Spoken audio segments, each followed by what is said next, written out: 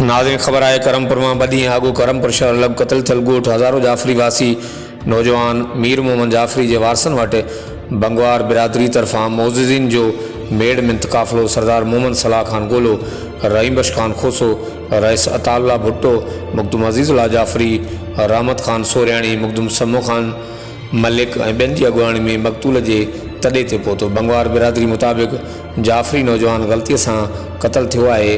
ॻाल्हियुनि लाइ तयार आहियूं। मोट में मक़तूल मीर मोहम्मद जाफ़री जे वारसनि चयो त पंहिंजे चङनि मुड़सनि बिरादरी ऐं ख़ानदान जे माण्हुनि सां गॾियल मुशावरत बाद जवाबु ॾींदासीं। हर वक़्तु आगाह लाइ ॾिसंदा रहो ॻाल्हين वेब न्यूज़ क़रमपुर।